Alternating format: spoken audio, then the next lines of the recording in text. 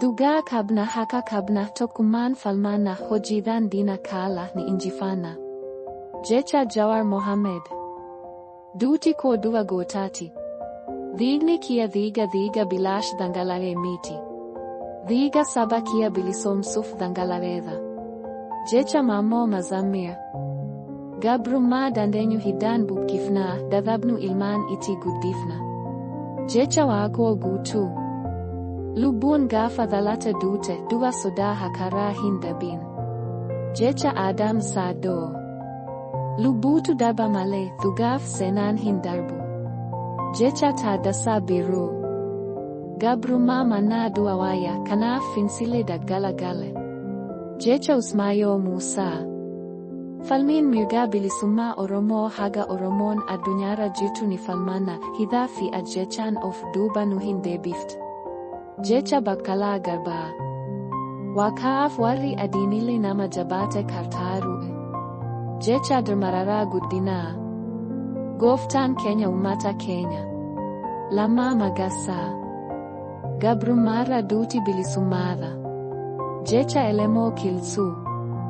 Kan keessa beekuuf loli tafa. Abishee Garbaa. Ofumaa dhamaatu malee ana rasaasni na hin danda'u. Agarii Tuluu. Namni seenaasaa hin beekne bishaan gabatee irraati. Gara ajeeti jalaata. Eebbisaa addunyaa.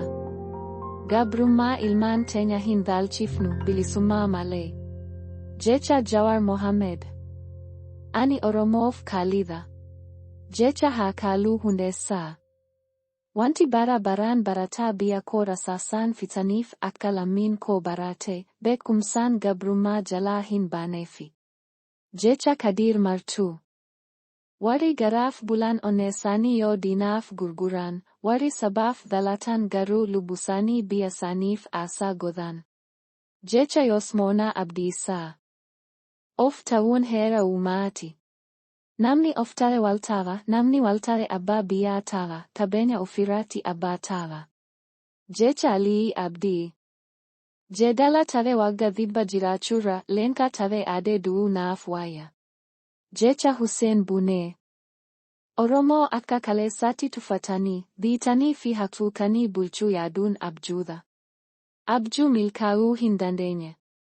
Jecha Firaawol Tolos. Fakkaatanii buluu manaa, fagaatanii buluu waaya. Jecha Saafaloo Kadiir. Dubbiin keenya bofa eegee lisetare yoo hakisan ni sita yoo gad dhiisan itilisa. Jecha Hayilamaariyaam Gammadaa. Diinni daangaa Oromoo kamuu kabse, diina daangaa Oromoo hundaati. Jecha Gadaa Walaabuu.